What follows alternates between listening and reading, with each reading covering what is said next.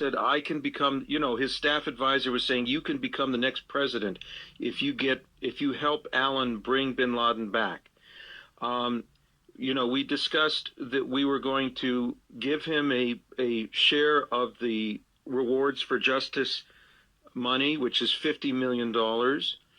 He was all excited, but then he said twice, he said, I cannot ask permission from Leon Panetta to work with you to get bin Laden out of Iran, but I can ask my good friend Leon Panetta if he has any objections. You're still there, sir? Yeah, I'm here. Yeah. And so he spoke to Leon Panetta on 2 occasions. We got it back in writing and verbally that Leon Panetta told him, focus on North Korea only. And in the second conversation, he said, do not pursue bin Laden in Iran. Now, I'm sure of that. Yeah. Now, I have had daily discussions and negotiations with the highest level of the Iranian government. It's been supervised by my attorney so that I'm not breaking the federal laws on subverting the policies of the U.S. State Department. I have had 88 pages of correspondence translated and delivered directly to President Ahmadinejad. In this correspondence, I am analyzing and discussing 6 scenarios for bin Laden's transfer to U.S. custody. I'm discussing 5 concessions from the United States and analyzing them. We have proof that Ahmadinejad has received the material. There is one man at the United Nations who's been designated in the Iranian mission to the UN to deal with me exclusively. I'm putting together a bipartisan coalition to go to Iran to discuss bin Laden's transfer to the United States. Well, you'll never have that happen because our government won't let that happen. You were very astute. Yesterday I had a conference call with Senator Susan Collins' people, and it included Brandon Milhorn, who's on the Senate Homeland Security and Government Affairs Committee, also Robert Strayer and Molly Wilkinson. My request to Collins is that we get Collins and Lieberman and you to accompany us to the Oval Office to tell the president that this is a ticking time bomb, and if they will not, that he's got to designate you and Susan Collins and Lieberman to negotiate with Iran. And if he will not do so, we will go public about this in a way, because we've now determined without any doubt, I've got the proof, that Hillary Clinton's fingerprints are all over this policy. She has actually inherited the policy from the Bush administration and enlarged the... Hillary Clinton. Oh, Hillary, yeah. There were 3... What's that? I'm going to the airport now to pick up Brian Ettinger, who's one of my partners. Brian is Joe Biden's closest friend, was his first staff director.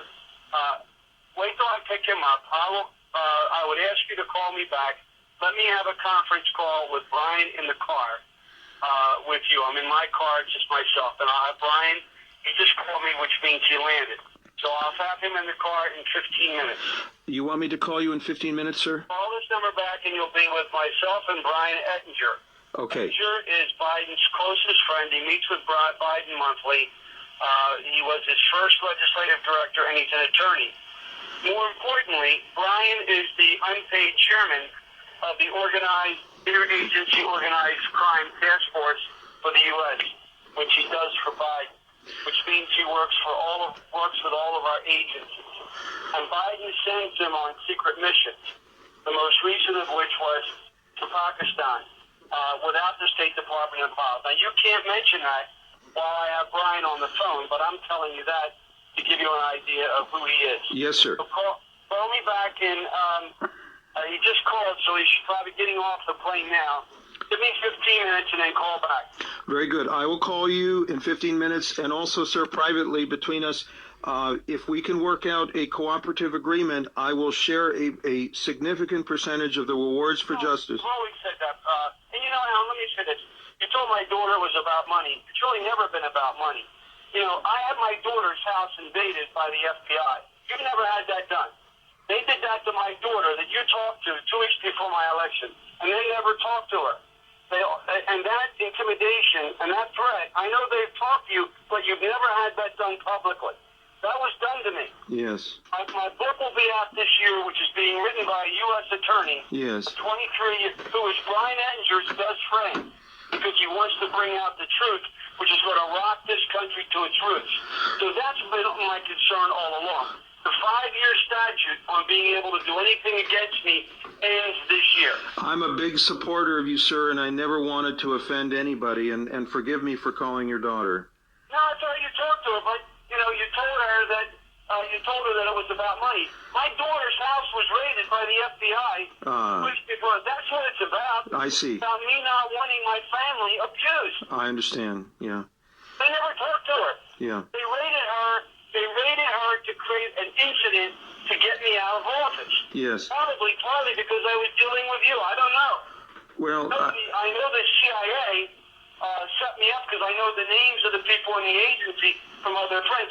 So it's not, I mean, obviously I can't work for free, but it's more about my stability and my security and my family's security.